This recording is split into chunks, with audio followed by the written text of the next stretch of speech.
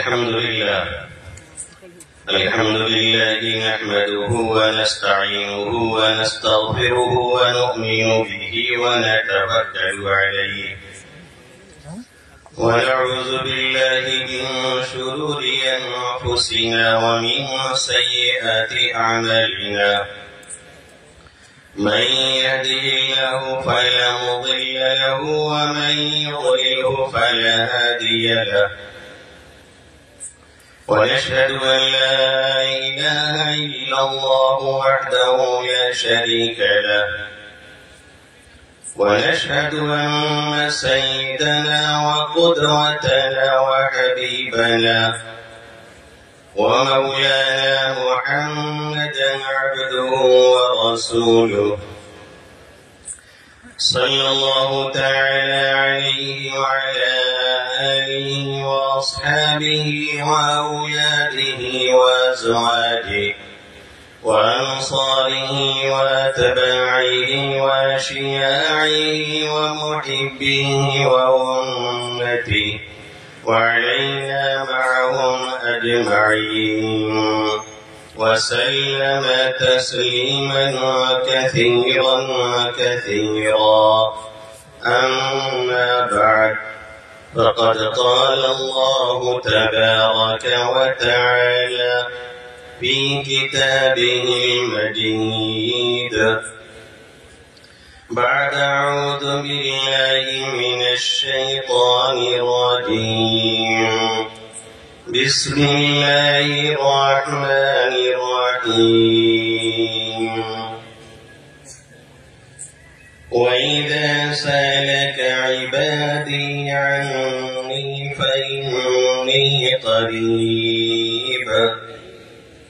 أجيب دعوة الداعي إذا دعان فليستجيبوا لي وليؤمنوا بي لعلهم يرشدون. وعن عبد الله بن عباس رضي الله تعالى عنهما قال رسول الله صلى الله تعالى عليه وسلم إن الذي ليس في جوفه شيء من القرآن كالبيت الخرب. وقال النبي صلى الله تعالى عليه وسلم الماهر بالقرآن مع السفرة الكرام البررة والذي يقرأ القرآن ويتعتع فيه وهو عليه شاق له أجران أو كما قال سيدنا وهادينا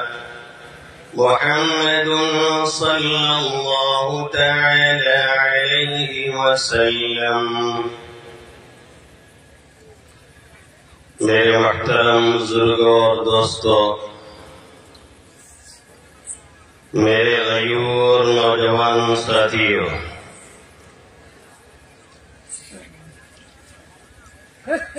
اور جن ماؤں اور بہنوں تک میری آواز پہنچ رہی ہے،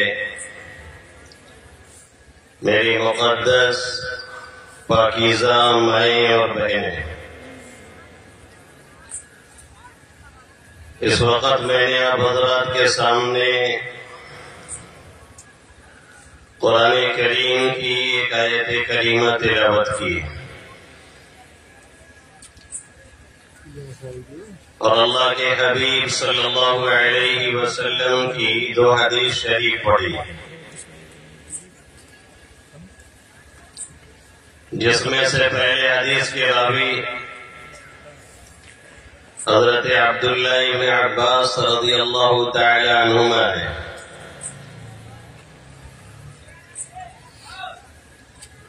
اور دوسری حدیث جو میں نے پڑھی ہے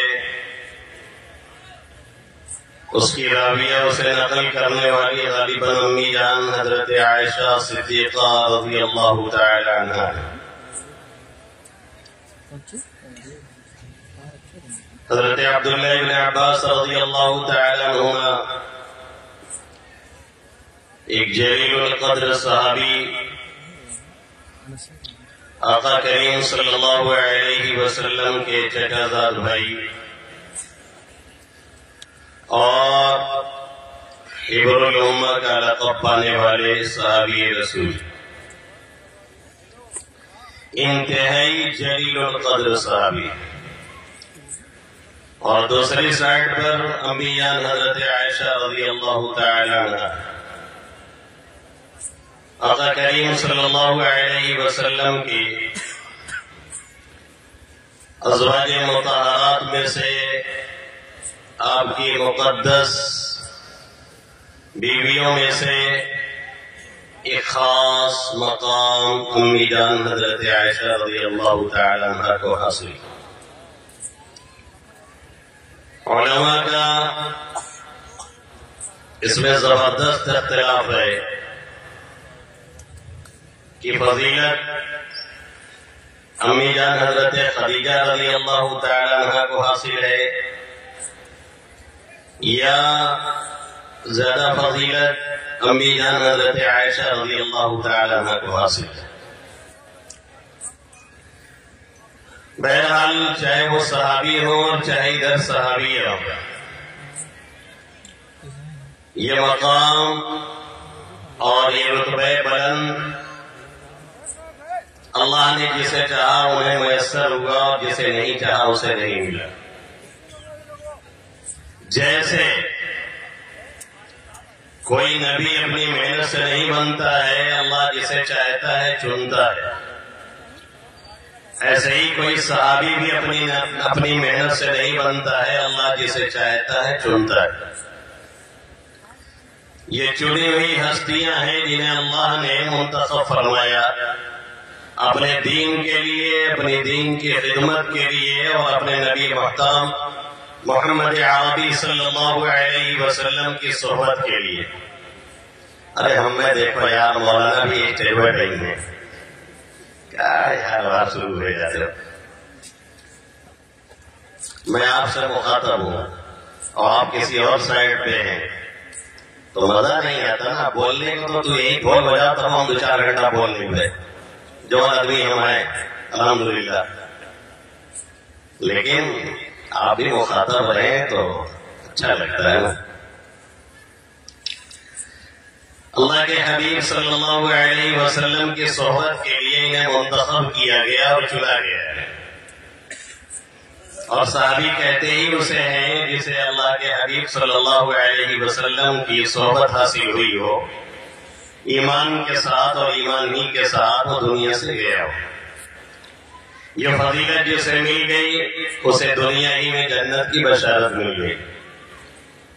اس لیے ہمیں اور آپ کو یہ حکم ہے کہ کسی بھی صحابی کے تعلق سے ذرہ برابر ہمارے دل و دماغ میں محل کچیل نہیں ہونی چاہیے. اللہ کے حبیب صلی اللہ علیہ وسلم نے اور خود اللہ رب العزت نے قرآن مقدس میں اور احادیث میں ان کے بے شمار فضائل اور مناقب بیان فرمائے. خود نبی محترم محمد عربی صلی اللہ علیہ وسلم نے ہمیں اور آپ کو آگاہ فرمائے اس تعلق سے، اور بڑے ہی وسیع انداز میں آگاہ فرمایا ہے. خطیب خطبہ جمعہ میں وہ حدیث کا لفظ کوٹ تو کرتا ہے، پبلک بیچاری کیا سمجھے گی جب خطیب صاحب نہیں سمجھتے ہیں کہ اس کا مطلب کیا ہے. اللہ فی اصحابی لا تتخذوهم من بعد غرضا. آقا فرماتے ہیں میرے صحابہ کے بارے میں اللہ سے ڈرتے رہنا، میرے صحابہ کے بارے میں اللہ سے ڈر کر کے اور بچ کر کے رہنا. میرے بعد کبھی بھی ان کو تنقید کا نشانہ نہیں بنانا، اس لیے کہ صحابی پہ اگر انگلی اٹھ گئی تو دین اور ایمان کبھی بھی صحیح سالم نہیں رہ جائے گا. صحابی سے تعلق تو ایمان صحیح سالم، صحابی سے عقیدت تو قرآن صحیح سالم، صحابی سے محبت تو آقا کی حدیث بھی محفوظ، اور صحابی سے بدعقیدگی ہمارے اور آپ کے دین اور اسلام کی بنیاد پھیل جاتی ہے اور کام ختم ہو جاتا ہے۔ اس لیے اس تعلق سے ہمیں اور آپ کو بہت زیادہ حساس ہونا چاہیے۔ یہ کوئی عملی گڑبڑی نہیں ہے جسے برداشت کیا جائے، یہ اعتقادی اور عقیدے کا مسئلہ ہے جسے ہمیں اور آپ کو سالڈ رکھنا اور محفوظ رکھنا ضروری ہے۔ اپنے دل دماغ کو اس تعلق سے صاف رکھنا اور اپنی اولاد کو، اپنے نسلوں کو بھی بچانا بہت ضروری ہے۔ تو یہ دو، ایک تو حضرت عبداللہ ابن عباس رضی اللہ تعالیٰ عنہما اور ایک امی جان حضرت عائشہ صدیقہ طاہرہ المطہرہ حبیبۃ النبی زوجۃ النبی صلی اللہ علیہ وسلم، یہ دو حدیثیں میں نے ان دونوں کے واسطے سے پڑھی اور ایک آیت کریمہ تلاوت کی ہے جو ہم اور آپ جانتے ہیں، اور یہاں بیٹھے ہوئے اکثر ہمارے لوگ جانتے ہیں، یہ 32ویں پارہ کی آیت ہے۔ کون ملکین تو نہ ہے، نہیں تو 34ویں پارہ میں چلا جائے گی، 32ویں کا وہ سارے کون جو وہاں بیٹھا ہے جی۔ دوسرے پارے کی آیت، اور اس کا تعلق کہاں سے ہے؟ ابھی رمضان جب چل رہا تھا تو ہم نے اور آپ نے تو یہ آیت تو بارہ سنی ہوگی جمعہ میں، یا ایھا الذین آمنوا کتب علیکم الصیام کما کتب علی الذین من قبلکم لعلکم تتقون ایاما معدودات۔ ارے نہیں سنے گا کہاں جمعہ میں؟ خطیب صاحب آئے کہ کہاں کہا تھا فدیہ دے دو، صدقہ دے دو، کتب علیکم الصیام غائب رہا کہا؟ ایسا آپ دیکھ رہے ہیں جیسے لگ رہا ہے پورے رمضان کبھی عید پڑھی ہی نہیں گئی۔ رمضان میں یہ نہیں پڑھی جائے گی تب کب پڑھی جائے گی؟ اور رمضان کی تقریر میں اس کو نہیں پڑھا جائے گا تو کب پڑھا جائے گا؟ شوال میں رمضان کی فرضیت کو بتائیں گے۔ کتب علیکم الصیام کما کتب علی الذین من قبلکم لعلکم تتقون ایاما معدودات۔ روزے کی فرضیت کا اللہ ذکر کر رہا ہے، روزے کا بیان چل رہا ہے، اور ابھی 5-6 دن سے زیادہ نہیں ہوا ہے رمضان سے نکلے ہوئے، تو اس تعلق سے بھی کچھ باتیں سامنے آنی چاہیے نا۔ اسی لیے ہم نے انتخاب بھی اس آیت کا کیا ہے جو اس آیت کے تعلق سے آخر میں آ رہی ہے۔ پہلے اللہ یہ بیان کر رہا ہے کہ تم پہ روزے فرض کیے گئے، پھر اللہ مزید تسلی کے لیے کہہ رہا ہے یہ روزے تمہیں پہ نہیں فرض ہیں، تم سے پہلے جنہوں نے بھی ہماری ربوبیت اور خدائی کا اقرار کیا ہے سب پر فرض کیے گئے۔ پھر مزید آسانی اور ہلکا پن پیدا کرنے کے لیے اللہ کہہ رہا ہے ایاما معدودات، مختصر وقتوں کے لیے کچھ دن گنے چنے۔ ادھر آیا اور ادھر بیچارہ چلا گیا، جن کو قدر تھی انہوں نے بہت کچھ لیا رمضان میں، اور جو ناقدرے تھے وہ ناقدرے ہی ٹھہرے۔ ایاما معدودات۔ پھر اللہ کیا کہہ رہا آگے؟ فمن كان منكم مريضا او على سفر فعدة من ايام اخر۔ یہ ایک آسانی اور کہ اگر کوئی سفر پر ہے، سفر شرعی، سفر پر ہونے کا مطلب یہ نہیں کہ یہاں سے جاؤ اپنی بدریہ میں کو کھاؤ، اس کے بعد کھاؤ ہم سفر پہ ہیں، یہ روزہ نہیں۔ سفر شرعی 77 کلومیٹر کم سے کم، اگر کوئی اتنے لمبے سفر پہ نکل رہا ہے تو اسے بھی رخصت ہے کہ وہ روزہ نہ رکھے، یا اگر رکھ کر کے بھی ایسے شخص نے توڑ دیا ہے تو ایک ہی قضا ہے، اس سے زیادہ نہیں۔ یا مریض ہے، بیمار ہے، اور ایسی بیماری ہے کہ اس کے ساتھ روزہ نہیں رہ سکتا ہے، اس کی طاقت نہیں، واقعی بیماری ہے، وہ بیماری نہیں جو رمضان کے قریب آتی ہے اور رمضان کا چاند دیکھ کے شروع ہوتی ہے اور عید کا چاند دیکھنے کے بعد بھاگ جاتی ہے۔ جتنے نہ رکھنے والے ہیں نا، رمضان شروع ہوئے سے پہلے کل ہومیوپیتھی کی دوائیاں جب ہم رکھ لیا تھا، اور جب کہ اسے بتائیے کہ وہ کاغذ ادھر نکالیے تو پیسوں اور قرضہ نکالے سے پہلے دوائیاں گرائے تھے جب وہ سے نکال کے کیا بتائی پہنچ رہے تھے، دیکھا روزو رکھ پائی تھے کہ نہیں، ڈاکٹر صاحب کہتے رہیں گے تھوڑا سا اگر فٹ نہ ہوئی ہے تو کہتے روزہ ٹھیک نہیں ہے، یہ وہ ہے۔ ایک مہینہ صرف کھانے پینے کا شیڈول بدلنا رہتا ہے بس، لیکن اتنے بہانے کے علمان الحفیظ، اور ان کی شوگر، ان کا بی پی، ان کے سارے مسائل ادھر رمضان کا چاند شروع ہوگا تبھی جنم لیں گے،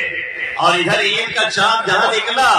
بس کل بیماری ختم۔ عید کے دن دیکھے پوری پیالی بھر بھر کے سوئی پیا تھا قبیلہ، کل شوگر وغیرہ کی ختم۔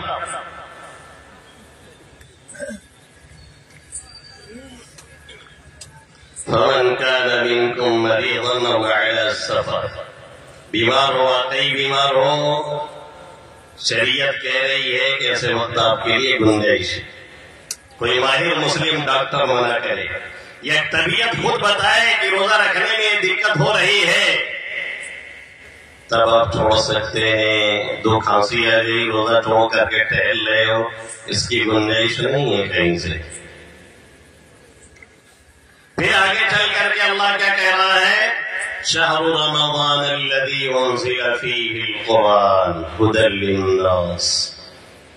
یہ رمضان کا وہ مہینہ ہے جس میں قرآن اتارا گیا اور نازل کیا گیا، لوح محفوظ سے سمائے دنیا پہ اس والے آسمان تک پورا کا پورا قرآن بیک وقت جو اتارا گیا وہ اسی مہینے، اور جتنی بھی آسمانی کتابیں ہیں وہ سب کے سب اسی رمضان المبارک کے مبارک مہینے میں اتاری گئی اور نازل کی گئی، اور وہاں سے پھر یہ قرآن 23 سال اور کچھ مدت میں اللہ کے حبیب صلی اللہ علیہ وسلم کے قلب اطہر پر اتارا گیا۔ انہ لتنزیل رب العالمین نزل به الروح الامین على قلبك لتكون من المنذرين بلسان عربي مبين، اسے روح الامین لے کر کے آئے ہیں، یعنی جبرائیل امین آپ کے قلب اطہر پر عربی زبان میں صاف اور واضح انداز میں۔ شہر رمضان الذی انزل فیہ القرآن، آگے اللہ یہ کچھ احکام، کچھ تفصیلات اور کچھ بات اور کچھ احکام بیان کرنے کے بعد کیا فرما رہا ہے؟ یرید اللہ بکم اليسر ولا یرید بکم العسر، اللہ تمہارے ساتھ آسانی پیدا کرنا چاہتا ہے، اللہ تنگی نہیں دینا چاہ رہا ہے۔ جو روزہ دیا ہے اور روزے میں جو کسی خاص وجہوں سے رخصت دی ہے، یہ ساری کی ساری کاروائیاں اس لیے کی گئی ہیں تاکہ تمہارے ساتھ آسانی کا معاملہ کیا جا سکے۔ روزہ سے ہمارے ساتھ آسانی ہی کی گئی ہے۔ بہت سے وہ پیمان جن کا دین اور دھرم بھی نہیں رہ گیا ہے وہ کہہ دیتے ہیں نا کہ بھائی کھائے کا نہیں ہے، کہا کہ روزہ رہی، نعوذ باللہ من ذالک، یا کہتے ہیں کہ بھائی روزہ رکھ کر کے ہم کو مارنا تھوڑا ہی ہے، اللہ نے ہمارے چاہتے بھوکے رہ کے، بھائی اللہ کو مارنا ہوگا نا تو یہ رمضان کے مہینے کا وہ رب انتظار نہیں کرے گا کہ روزہ آئے تب آپ کو بھوکا مارا جائے، وہ جب چاہے گا ٹڈوا پکڑ کے دھاپ دے گا، چلے جاؤ گے ٹک سے، پتہ بھی نہیں چلے گا کہ کب تھے یہاں، کتنے چلے گئے ہیں جو اپنی شان دکھا رہے تھے اور خبر ہی نہیں ہوئی کہ کب گئے، اور آج کوئی جانتا بھی نہیں۔ وَإِذَا الْمَنِيَّةُ أَنْشَبَتْ أَظْفَارَهَا أَلْفَيْتَ كُلَّ تَمَائِمَ غَيْرَ مُحْبِلِ، جب موت اپنا ہی پنجہ گڑوتی ہے تو کوئی تعویذ گنڈا، کوئی انجیکشن، کوئی ٹیبلٹ، کوئی دوا اور کوئی بھی تھنکنگ کام نہیں آتی ہے۔ تو مارنا ہے، جان کو ہلکان کرنا ہے، مصیبت میں ڈالنا ہے،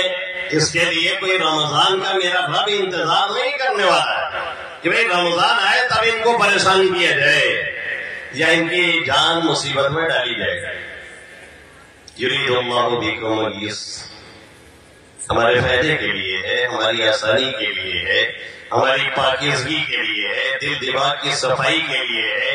ظاہری صفائی ہے، باطنی صفائی ہے۔ کینسر کا ایک بہترین علاج ہے جو آج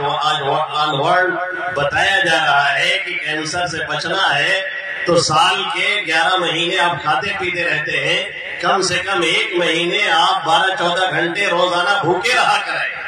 یہ آج کی تحقیق اور ریسرچ چاہیے۔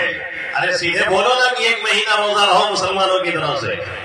کہا اتنا داہنے بائیں کر رہے ہو؟ سیدھے بولو، مسلمانوں کے ہاں جو روزہ رکھوایا جاتا ہے وہ ہے کینسر کا سب سے بہترین علاج، اور یہ جاپانی ڈاکٹروں کی تحقیق آئی ہوئی ہے سامنے۔ یرید اللہ بکم اليسر،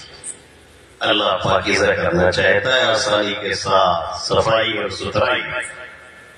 اندر اور باہر ہر اعتبار سے۔ ولا یرید بکم العسر،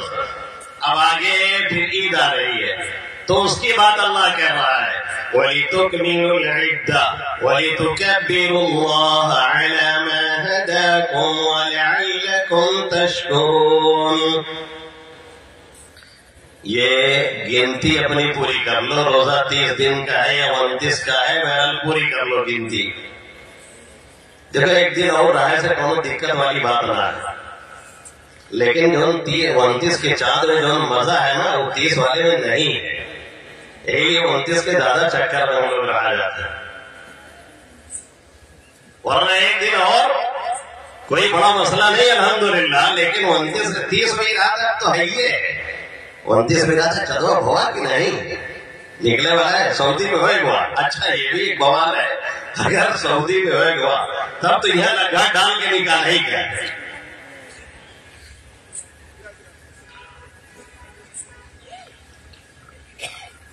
ویسے تاریخ میں دیکھا جائے تو اللہ کے حبیب صلی اللہ علیہ وسلم کے دور میں بھی زیادہ تر عید جو ہے 29 ہی کو منائی گئی، 29 کے اعتبار سے۔ وَلِتُكْمِلُوا الْعِدَّةَ، گنتی پوری کر لیجیے۔ اس میں بھی اللہ نے اشارہ دیا ہے روزہ ہماری ایک عبادت ہے، اور عبادت کا حق تم جیسوں سے کبھی نہیں ادا ہو سکتا ہے، اس لیے کسی طریقے سے اپنے نفس کو بہلا اور پھسلا کر کے، منع اور سمجھا کر کے یہ گنتیاں تم پوری کر لو تاکہ تمہارا نام آ جائے ہمارے عبادت گزاروں میں، اور یہ ہو جائے کہ یہ بھی روزہ رکھنے والوں میں سے تھا، کیونکہ حق ادا کر دینا یہ تمہارے بس سے باہر۔ جب انبیاء، اولیاء، صحابہ کرام یہ کہہ رہے ہیں ما عبدناک حق عبادتک، اے ربا تیری عبادت کا جو حق تھا وہ ہم ادا نہیں کر سکے ہیں، اور جب امام الانبیاء محمد عربی صلی اللہ علیہ وسلم فرما رہے ہیں اللہم لا احصی ثناء علیک انت کما اثنیت علی نفسک، اے اللہ ہم آپ کی تعریف نہیں کر سکتے ہیں جیسے آپ کی تعریف کا حق بنتا ہے، آپ ایسے ہی ہیں جیسے آپ ہیں، بس ہم نہیں پورا کر سکتے ہیں۔ یہ کون کہہ رہا ہے؟ امام الانبیاء محمد عربی صلی اللہ علیہ وسلم، جس کو سعدی نے کہا بوسطہ میں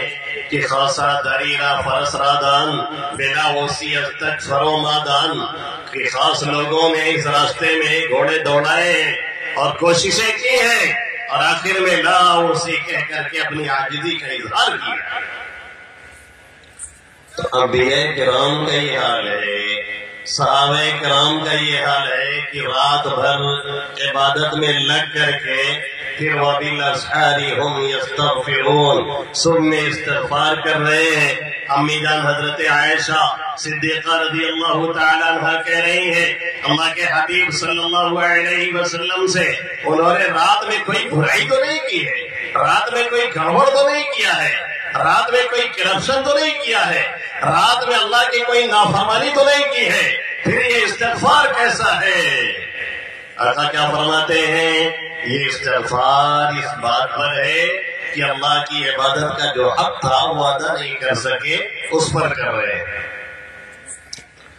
اس لیے اللہ کہہ رہا ہے ہم سے اور آپ سے وَلِتُكْمِلُوا الْعِدَّةَ، کسی طرح سے یہ 29 دن بس پورے کر لے جاؤ، کھینچ تان کر کے پورے کر دو، روزہ داروں میں تمہارا نام آ جائے۔ اس لیے کہ ہماری عبادت کا حق تم سے ادا ہو جائے، یہ ہو ہی نہیں سکتا ہے۔ وَلِتُكْمِلُوا الْعِدَّةَ، اب جب پورا ہو گیا تو پھر ایک کام اور ہے، اب عید منانے نکلو گے نا، تو اس کے لیے وَلِتُكَبِّرُوا اللَّهَ عَلَى مَا هَدَاكُمْ، ہم نے جو تمہیں ہدایت دی، ہم نے جو تمہیں روزے کی توفیق دی، ہم نے جو تمہیں روزے میں تلاوت کی توفیق دی، ہم نے جو تمہیں روزے میں عبادت کی توفیق دی، ہم نے جو تمہیں روزے میں ذکر اور تلاوت کی توفیق سے نوازا، اس پر ہماری تکبیر کہو۔ اسی لیے عید میں زائد تکبیریں کہی جاتی ہیں نا، 6 زائد تکبیریں ہوتی ہیں، جس میں جب ہاتھ بھاجنا ہوتا ہے تو کوئی رکوع میں چلا جاتا ہے، اور جو رکوع میں جانا ہوتا ہے تو کوئی سجدہ میں چلا جاتا ہے۔ اچھا، بڑی دقت یہ ہے کہ امام صاحب جب بتاوت ہے تو غور سے سنتے نہیں، اور چکر میں رہا تھے کہ بغلیہ والے کا دیکھ کے ویسے ہم کہنے پہ، اور بغل والے کا جب ٹکڑ ٹکڑ ٹاگ تو پہلوے سے انہیں دیکھا تھا کہ یہ کیسے کرا تھا، ہم نے دیکھ کے جائے سب تمنا بھٹ گئی، کچھ نہ رہا باقی، تو ہماری اورینتا کا ہم توری اورینتا کی، یہی نہ ہوتا ہے۔ اور دوسری رکعت میں تو عام طور پہ جب وہ 3 تکبیر لگاتار امام کہتا ہے اللہ اکبر اللہ اکبر، اور چوتھی کہہ کر کے جب رکوع میں جانا ہوتا سب دھڑاک سے سجدہ میں جانے لگتے ہیں۔ وَلِتُكَبِّرُوا اللَّهَ عَلَى مَا هَدَاكُمْ، اللہ نے جو ہدایت سے نوازا ہے، جو یہ توفیقات سے نوازا ہے، اس پہ اللہ کی تکبیر کہو۔ اس لیے ایک حکم اور ہے جو اب ختم ہو چکا ہے، نا، عید میں جاتے ہوئے آہستہ آہستہ تکبیر کہنی چاہیے، اللہ اکبر اللہ اکبر لا الہ الا اللہ واللہ اکبر اللہ اکبر وللہ الحمد، جاتے ہوئے اور واپس ہو لوٹتے ہوئے، یا تو کار سے بلٹ سے جا رہے ہیں، اپن آ رہے ہیں، اپن تب تک اپن پتا چلا کام ہو گیا، اسپتال میں پڑے ہیں، ایک ٹانگ جھل گئی ہے، جاتے ہوئے تکبیر اور واپسی میں بھی تکبیر، اور بقرعید میں یہی تکبیر بلند آواز سے ہوتی ہے، لیکن ہے دونوں نمازوں میں۔ اب اکثر ہم لوگ نہیں کہتے وَلِتُكَبِّرُوا اللَّهَ عَلَى مَا هَدَاكُمْ، اب آگے اللہ کہہ رہا ہے اتنا کچھ دیا اور کیا، اور عید میں انعام دیا ہے، انعام کا دن ہے، انعام کی رات گزری ہے، مغفرت کا عام اعلان ہے، اسی لیے اپنے دربار میں بلایا ہے، اب سیلیبریٹ کرنا ہے، عید سے انجوائے کرنا ہے، اب سوئیاں کھانی ہے، اب ایک دوسرے کو مبارکباد پیش کرنی ہے، اب گلے ملنا ہے اور گلے لگانا ہے، اب ایک دوسرے سے معانقہ اور مصافحہ ہے، اتنا کچھ دیا ہے تو اب شکریہ بنتا ہے، وَلَعَلَّكُمْ تَشْكُرُونَ، شکریہ ادا کرو گا۔ شکریہ تو رب کا ہر نعمت پہ بنتا ہے، دینی ہو یا دنیاوی، لیکن آج کے دور میں ہماری اور آپ کی ناشکری کی زبان ہی لٹکتی رہتی ہے، کتنی ہی نعمتیں حاصل ہوں، لیکن مجال کیا ہے کہ کوئی شکریہ ادا کر لے۔ اسی لیے ٹینشن میں ہر کوئی گھرا رہتا ہے، نکلنے کا معاملہ نہیں۔ 99 نعمتیں اور دولتیں حاصل ہیں، ایک نعمت اللہ نے کسی مصلحت سے روک رکھی ہے تو یہ اسی میں الجھا ہوا، اور 99 جو چیزیں حاصل ہیں اس سے فائدہ نہیں اٹھاتا ہے، اس سے انجوائے نہیں کرتا ہے، ایک کے چکر میں پڑا رہتا ہے۔ یہ ہمارا بھی حال ہے اور آپ کا بھی ہے، صبح دیر شام ہو گئی ہے، آپ بھی صحیح سالم ہیں، پیر بھی صحیح سالم ہے،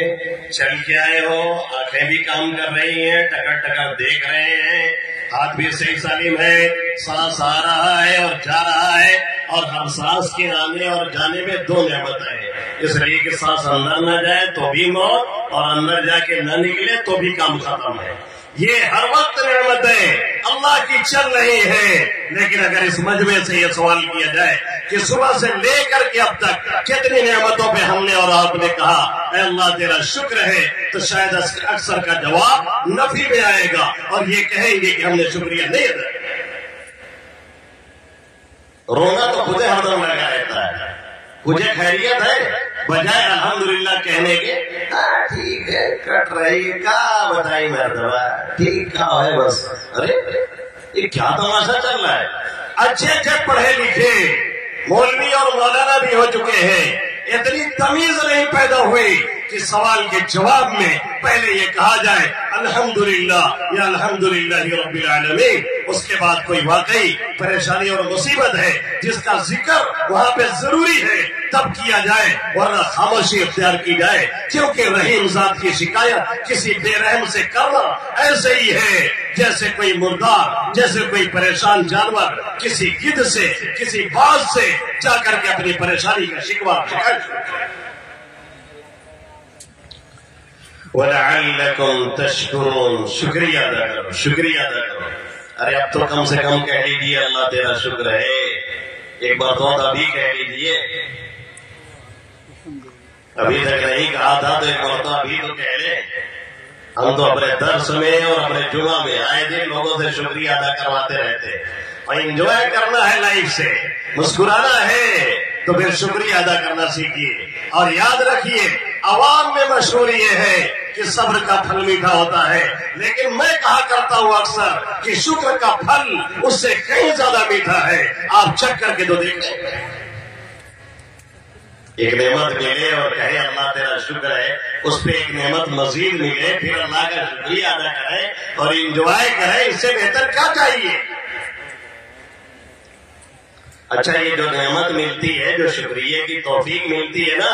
یہ بھی ایک نعمت ہے، یہ توفیق، اس پہ بھی ایک شکریہ بنتا ہے، اور اس کے بعد پھر اس پہ بھی ایک شکریہ بنتا ہے، یعنی زندگی پوری لگا دی جائے تو شکریہ کی نعمت جو ملی ہے، توفیق جو ملی ہے، نعمت یہ ایک توفیق کی شکل میں یہ پوری نہیں ہونے والی ہے۔ اسی لیے جب قرآن مقدس میں ہے اللہ نے فرمایا، حضرت داؤد علیہ نبینا علیہ الصلوۃ والسلام کو مخاطب کر کے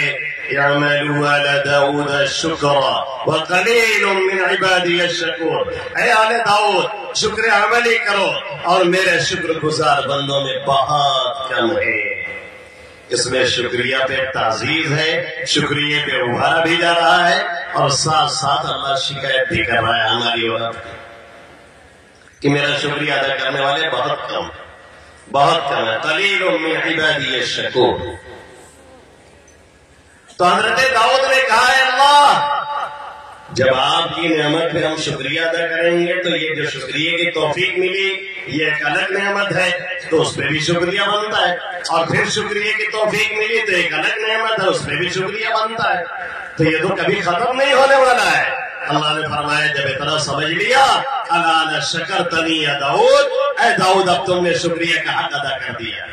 تو جب ہمارے ذہن میں یہ بات آ جائے کہ یہ توفیق جو ملی ہے یہ بھی ایک نعمت ہے، اس پہ بھی شکریہ بنتا ہے، تو پھر سمجھ لیجیے کہ ہم نے اور آپ نے شکریہ کا حق اب ادا کر دیا۔ وَلَعَلَّكُمْ تَشْكُرُونَ، اب شکریہ پہ بولنے کے لیے تو مجھے کم سے کم 1 گھنٹہ چاہیے تھا، لیکن آگے بڑھتا ہوں۔ وَلَعَلَّكُمْ تَشْكُرُونَ، یہ رمضان اور عید پوری ہو گئی نا، اب تو عید کی نماز پڑھ لی، اب کون نماز کی ضرورت نہ، چلو گھر، یہ نہ کرا جاتا ہے۔ اب آگے کہاں کون آیت ہے، دوسرے پارہ نہیں گئے کہ کل ختم، یہی نہ چل رہا ہے۔ اب آگے اللہ کیا کہہ رہا ہے، رمضان کی بات کی، اس کے احکام کو بتایا، اس کی فضائل کو بتایا، اس کی تفاصیل کو بتایا، اور یہ ساری چیزیں عید تک لے آ کر کے پھر ایک پیارے انداز میں اللہ کیا کہہ رہا ہے، وَإِذَا سَأَلَكَ عِبَادِي عَنِّي فَإِنِّي قَرِيبٌ، میرے بندے جب میرے بارے میں آپ سے پوچھیں تو کہیے کہ میں ان کے قریب ہوں۔ کیا کہہ رہا ہے اللہ؟ کبھی سوچا ہم نے اور آپ نے، کبھی غور کیا اس آیت پہ؟ رمضان کی بات، عید کی بات، عید سے نکلنے تک کی بات، اور اس کے بعد معاً بعد یہ آیت لائی جا رہی ہے، کیا؟ وَإِذَا سَأَلَكَ عِبَادِي عَنِّي فَإِنِّي قَرِيبٌ، میرے بندے اگر آپ سے یہ پوچھے میرے بارے میں کہ میرا رب میرے قریب ہے، دور ہے، زور سے پکارو، آہستہ پکارو، پکارنا ہے کہ نہیں ہے؟ اللہ کہہ رہا ہے انی قریب، میں اب بھی قریب ہوں، صرف رمضان میں نہیں تھا۔ میرا رب صرف رمضان میں معاف کرنے والا نہیں ہے، میرا رب صرف رمضان میں عطا کرنے والا نہیں ہے، میرا رب صرف رمضان کا رب نہیں ہے، 11 مہینے کا رب ہے، میرا رب صرف رمضان میں نوازنے والا نہیں ہے، 11 مہینے بھی اس کے دروازے کھلے رہتے ہیں، جو اس کی چوکھٹ پہ آئے گا اسے نوازا جائے گا۔ ایسا نہیں ہے کہ وہ رمضان میں رب رحمت تھا اور رمضان ختم تو اس کی رحمت ختم، نعوذ باللہ۔ ایسا نہیں ہے کہ وہ رمضان میں نوازنے والا تھا اور رمضان کے بعد اس کی نوازشات ختم ہو گئی یا اس کے دروازے بند ہو گئے، ایسا کچھ بھی نہیں ہے، لیکن حال یہ ہے کہ جہاں عید کا چاند نکلا وہاں جو کچھ نمازی دکھ رہے تھے وہ بھی اب عید کے بعد ڈھونڈے سے ملتے نہیں۔ کہاں گئے گنڈے اور مافیا جو پچھلی سب میں بچوں کو پیٹ رہے تھے؟ کہاں گئے وہ چچا جو پچھلی سب سے بچوں کو مار مار کے بھگا رہے تھے؟ کہاں گیا وہ لفنگا جو آیا تھا رمضان کی 2-4 تراویح میں اور اس کے بعد اس لڑکے کو ڈانٹ رہا تھا، اس لڑکے کو پیٹ رہا تھا اور اس لڑکے کو پھلا رہا تھا؟ یہ 7-8 سال کے بچے اگر یہ رمضان میں نہیں، سال کی پوری نمازوں میں پیچھے اگر ان کی آواز نہیں آ رہی ہے تو اگلی نسلوں کے دین اور ایمان کے جنازے پڑھ لیے جائے اور یہ امید نہ لگائی جائے کہ وہ کبھی مسجد میں آئیں گے، کیونکہ یہ تجربہ ہے بچپن سے اگر یہ عادت نہیں پڑھائی جاتی ہے تو بچپن میں بھی وہ مسجد میں آنے کے لیے تیار نہیں ہوتا۔ اور روزہ تو یہ بچپن ہی سے رکھوایا جاتا ہے، بڑا ہو کے کوئی نہیں رکھتا ہے۔ ابھی پرسوں کی بات ہے، ہمارے ایک شاگرد بھی ہے، رشتہ دار بھی ہے، بہت بڑے پلاٹر بھی ہے، بہت اللہ نے نوازا بھی ہے۔ ایک صاحب کی بات شروع ہو گئی تو انہوں نے کہا فلانا جاتا رہا تو وہ ایک دم سگریٹ دگا رہا اور اپنی گڑیے میں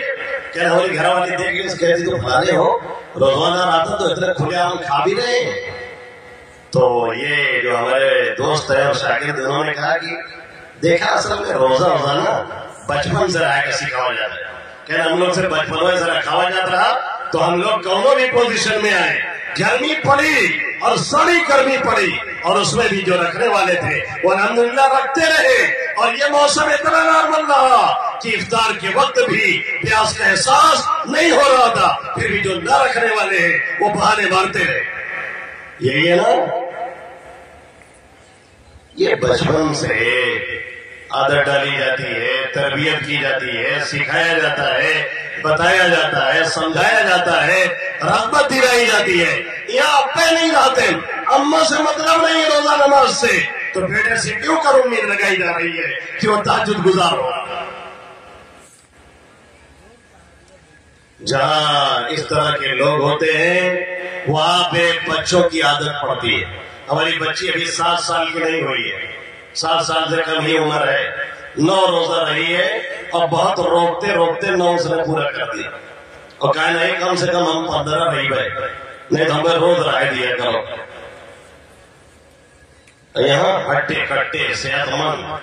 آگے 2 دن رمضان میں اس لڑکے کو پھینک رہا ہے، اس لڑکے کو مار رہا ہے، بوال پورا گنڈئی چل رہی، گنڈئی۔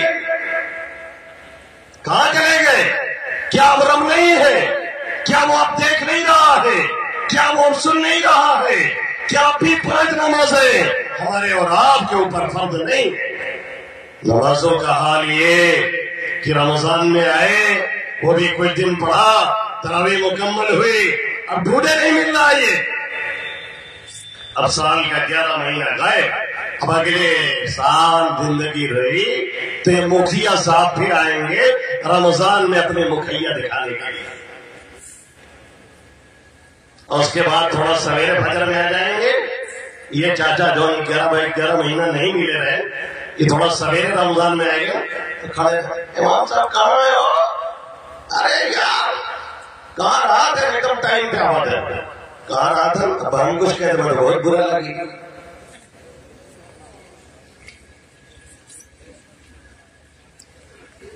تمام مہینوں کا رب وہی اب بھی ہے،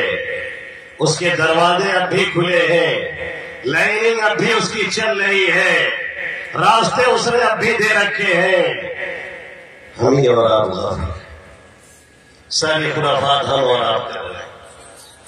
اور اس سے غفلت کی انتہا ہماری یہ ہے کہ رمضان میں یہ قرآن جس کے حافظ بچے ہوئے ہیں، جن کی ابھی دستار ہونی ہے، اور جس کے پڑھنے سے گھروں میں رحمتیں اترتی ہے، جس کے پڑھنے سے رزق میں برکات ہوتی ہے، جس کے پڑھنے سے ذہن و دماغ کو سکون ملتا ہے، جس کے پڑھنے سے گھروں میں رحمت کے فرشتے نازل ہوتے ہیں، جس کے پڑھنے سے شیاطین نکل جاتے ہیں، جس کے پڑھنے سے علاقے سے برائیاں دور ہوتی ہیں، وہ ہمارے یہاں اکثر جگہوں پہ رمضان میں اب کھلتا ہے اور بند کر کے رکھ دیا جاتا ہے، پھر اب رمضان میں وہ کھولا جائے۔ اور کتنے منحوس گھرانے ایسے ہیں کہ ان کے ہر رمضان میں بھی قرآن نہیں کھلتا، تعویذ چاہیے، تعویذ لے کھیلا گاڑا دیں، تعویذ گاڑا دیں، کھوٹی گاڑا دیں، لائے کوئی بابا کا گاڑا دے یار، تب وہ کچھ نہیں ہو رہا ہے۔ اور یہ عورتیں سب سے زیادہ اس میں، ہماری مائیں اور بہنیں سب سے زیادہ گڑبڑ ان کا معاملہ ہے، وہ ہم پرستی سب سے زیادہ ان کے یہاں ہے۔ یہ جو دن تعویذ لیوا چھوڑ دیں، کوئی بابا کی دکانیں بند ہو جائے گی، نماز نہیں، تلاوت نہیں، ذکر نہیں، اللہ کا نام نہیں، گھر میں حرام کاری، زنا کاری اور جنبی اور ناپاک بے نہایت ہوئے پڑا ہے اور ٹہل رہا ہے اور لا رہا ہے، تعویذ ڈال رہا ہے، برکت آئی، برکت آئی۔ ایسے ہی برکت ہوتی تو آپ صلی اللہ علیہ وسلم بہت بورا میں تعویذ لے لیتے تو وہ بانٹ دیے ہوتے ہیں بس۔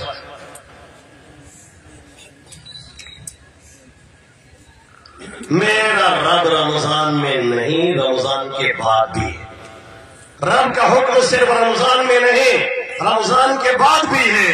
اور یہ نمازیں ہمارے اور آپ کے اوپر رمضان میں صرف فرض نہیں ہے، بلکہ رمضان کے بعد زندگی میں ہمیشہ فرض ہے، اور جب تک دل و دماغ کی گھڑی چل رہی ہے اور ہوش آواز برقرار ہے، تب تک یہ نماز ہمارے اور آپ کے لیے وہ فریضہ ہے جس کے بغیر کوئی چارہ کار نہیں ہے۔ میرا نبی وہ ہے جو 13-14 دن بیمار رہتا ہے اور آقا کی درد کی شدت انتہا کو پہنچ رہی ہے، پھر بھی صحابہ کرام کے درمیان آقا گھسٹ گھسٹ کے مسجد نبوی میں تشریف لاتے ہیں، اور آخری جملہ جاتے جاتے کہتے ہیں الصلاۃ الصلاۃ وما ملکت ایمانکم، نماز اور نماز اور اپنے ماتحتوں کا خیال کیجیے۔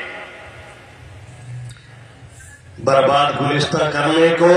ایک ہی الو کافی تھا، ہر شاخ پہ الو بیٹھا ہے، انجام گلستہ کیا ہوگا؟ ایک بے نمازی کی نحوست پورے گاؤں کو تباہ کرنے کے لیے کافی ہے، یہاں پورا کا پورا گاؤں بے نمازی۔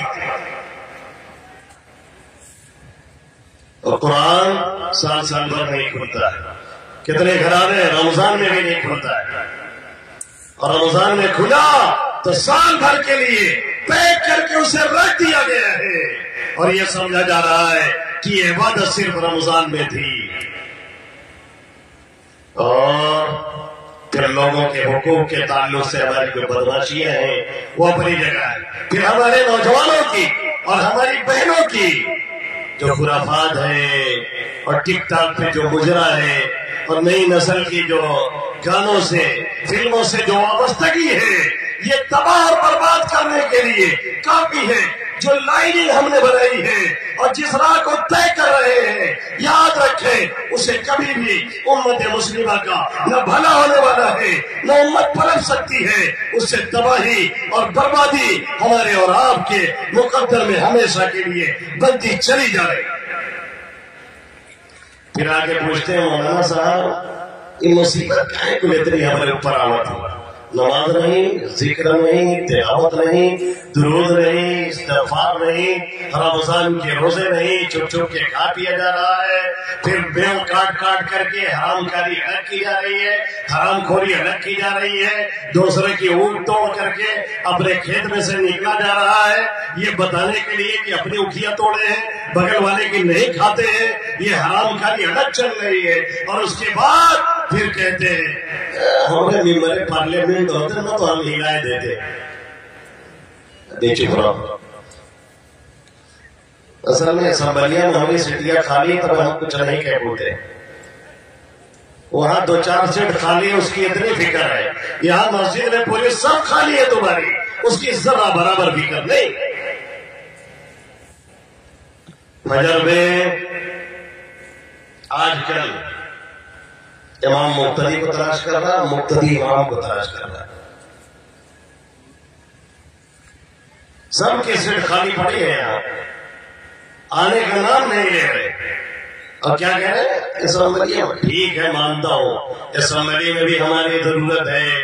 اور سنسد میں بھی ہماری ضرورت ہے،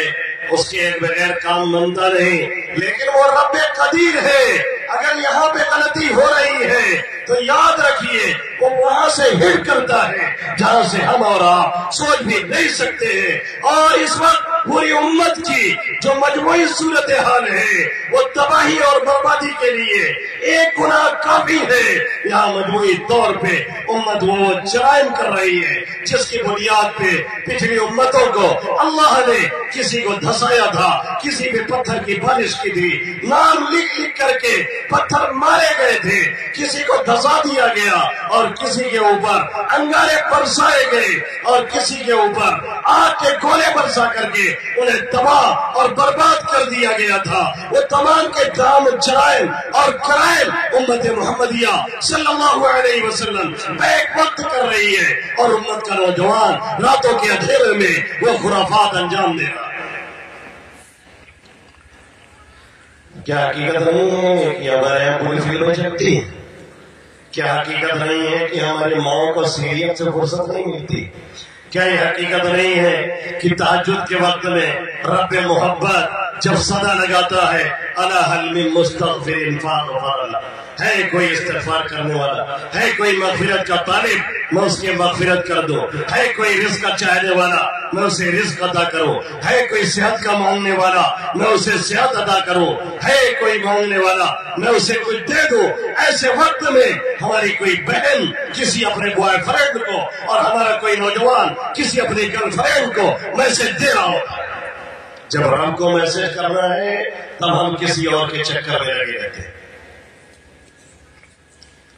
اور سب تبدیلی کے خواہش مند ہیں اور تبدیلی دیکھ رہے ہیں اور خواب دیکھ رہے ہیں اور کہہ رہے ہمارا وقت آئے گا تو بتائیں گے۔ جو وقت آنا تھا اور جو آیا تھا اسے گنوایا گیا ہے، اور جو ہے اسے بھی گنوایا جا رہا ہے، اس لیے آئندہ اچھے وقت کی امید مت کریں۔ بہت کھلے لفظوں میں معذرت کے ساتھ، کون سا وقت لاؤ گے؟ نماز، روزہ، ذکر، تلاوت چھوڑ کے اور ڈرین 11 میں جا کے سٹے اور جوئے کھیل کھیل کر کے اکثر نوجوانوں کا حال یہ ہے کہ ڈرین 11 پہ وہ سٹا کھیل رہے ہیں، یہ کھلا ہوا جوا ہے، حرام قطعی ہے جسے قرآن نے حرام قرار دیا ہے، اس میں جو پیسہ لگایا گیا وہ بھی حرام ہے، اور اگر کمایا گیا اس کا کھانا جائز نہیں، کھلانا جائز نہیں، اسی سے مولانا کی دعوت کر رہا ہے، اور مولانا کو اگر معلوم ہے پھر بھی وہ کھا رہا ہے تو وہ بھی ایک نمبر کا حرام خور ہے۔